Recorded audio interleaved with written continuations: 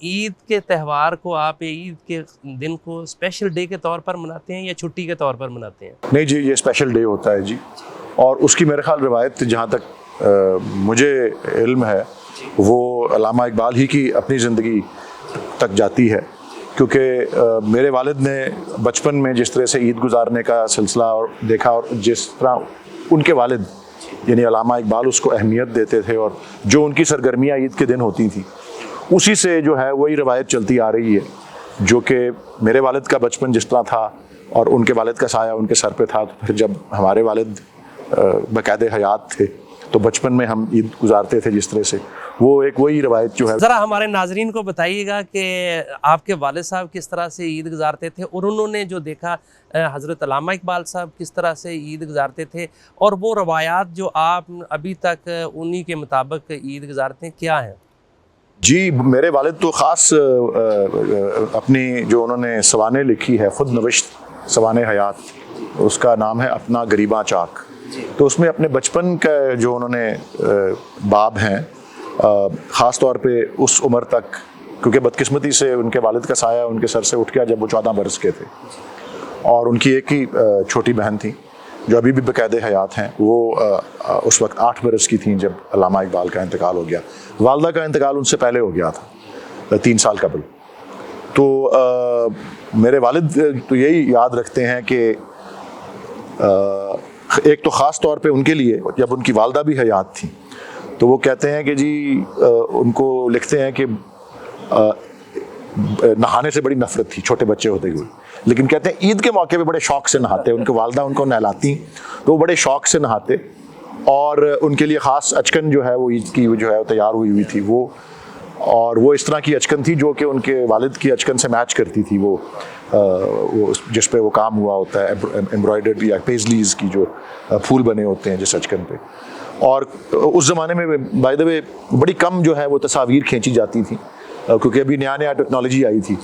लेकिन जो बहुत सी जो तस्वीर मेरे वालिद की और अल्लामा इकबाल की इकट्ठे हैं वो ईद के मौके की तस्वीर हैं। वो और वो प्रोफेशनल फोटोग्राफर ले रहे हैं, पोज किया जा रहा है, अचकन पहनी हुई है, टोपी पहनी हुई है, तो वो बचपन की तस्वीर हैं। और अल्लामा के साथ एक दोस्ती भी थी और एक बड़ी एक एहतराम का रिश्ता था जो अफ़गानिस्तान के शाह थे, नादिर शाह उस वक्त। तो नादिर शाह ने ख़ास घड़ी एक तोहफे में भेजी हुई थी मेरे वालिद के लिए, वो भी ईद के मौके पे निकलती थी, और वो मेरे वालिद वो घड़ी नादिर शाह के तोहफे वाली घड़ी भी ईद पे पहनते थे। और वही बताते हैं कि जी ईद की नमाज वो बादशाही मस्जिद में पढ़ने जाते थे अल्लामा इकबाल के साथ, और उसके बाद वहीं पे बादशाही मस्जिद के बिल्कुल बराबर में ही अंदरून शहर में जो अब मशहूर है मियाँ यूसुफ सलाउद्दीन की हवेली के तौर पे, वैसे वो कहलाती है हवेली बारूद खाना। और हवेली बारूद खाना में जो मियाँ यूसुफ सलाउद्दीन के नाना थे मियाँ निज़ामुद्दीन, वो वहाँ पे मुकीम होते थे। और उसके अलावा जो मियाँ यूसुफ सलाउद्दीन के दादा जो अल्लामा इकबाल के बाद में समधी बने, वो वहाँ पे मुलाकात के लिए वहाँ जो है ईद की नमाज के बाद वहाँ मुलाकात के लिए जाते थे। तो मेरे वालिद उनके हमरा जाते थे उधर ही। और उसके अलावा जब गर्मियों में ईद होती तो वो यही बताते कि वहाँ एक तालाब सा भी था, और उस तालाब के अंदर जो है ठंडे पानी का एक तो मेरे वालिद बचपन में होते भी लगाते, और वहीं ठंडे पानी के अंदर उस ज़माने में वो फ्रिज वगैरह की टेक्नोलॉजी तो नहीं थी, वो उसमें आम भी वो आम भी बड़े शौक से खाते। तो ये बड़ी ईद की उनकी रवायत थी। और फिर वो कहते हैं कि जी ईद जब गुजर गई और बहन छोटी थी तो वो जो उनके घर में आया होती थी वो तो उनकी गोदी से नहीं उतरती थी, वो बस बच्चों से मोहल्ले के बच्चों से खेलना और उनकी गोद से ना उतरने वाला छोटी बहन का वो उनको याद है।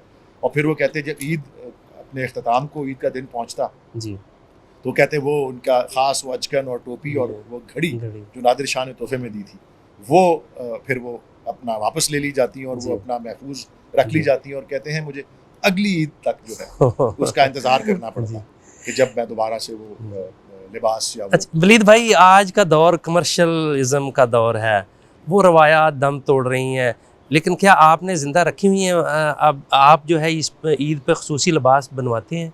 जी बिल्कुल बनवाते हैं जी, खुसूसी लिबास भी बनवाते हैं। और अभी तो क्योंकि ईद उल फितर है, वैसे ईद उल अज़हा पे अगर कोई और प्रोग्राम करें तो उसका भी मैं आपको बता दूंगा, लेकिन सिर्फ इतना बता दूं कि मेरे वालिद को बड़ा उनके वालिद ने ये भी एक तलकीन की हुई थी कि अगर जब वो कुर्बानी का वो सिलसिला चल रहा होता है, किसाई आया हुआ है, तो वो कहते हैं कि ज़रूर खड़े होकर देखा करो। और मैं भी बचपन में वो बड़ी ईद पे भी देखा करता था। लेकिन आप जो रवायात की बात कर रहे हैं, जब मेरे वालिद बकायदे हयात थे तो उन्होंने भी इसी तरह का कोई ना कोई तरतीब बनाई हुई थी कि हम अक्सर बादशाही मस्जिद में नमाज़ पढ़ने जाते। मुझे बहुत से बचपन के साल याद हैं कि बादशाही मस्जिद हम जाते हैं और उसके बाद ही वही अंदरून शहर में, क्योंकि फिर आगे उनकी अगली जनरेशन उनकी आ गई हुई थी जो वहाँ रहती थी, तो उसी हवेली में हम भी बचपन में जाते थे। और फिर मेरे वालिद की ज़िंदगी में ये भी मुझे याद है कि बिल्कुल एक तरतीब या एक पैटर्न कि जी नमाज अदा की, ज़ाहिर है, और अगर बादशाही मस्जिद में की तो वो तो बाहर ही अल्लामा इकबाल का मज़ार है, वहाँ हाज़री दी, दुआ की, फातिहा अदा की। लेकिन बहुत से साल बीच में ऐसे भी आए जिसमें हम बादशाही मस्जिद नहीं भी गए। फिर वो HSN कॉलेज हमारी बन जाती थी कि वो नमाज़ पढ़ने का, और वहाँ भी बड़ा इंतज़ाम होता था HSN कॉलेज में, ग्राउंड्स में। अब मुझे नहीं पता वो करते हैं या नहीं करते। तो उधर भी हम उसके बाद भी हम मज़ार इकबाल पे ज़रूर हाज़िर होते, सबसे पहले सुबह ईद की नमाज के फ़ौरन बाद।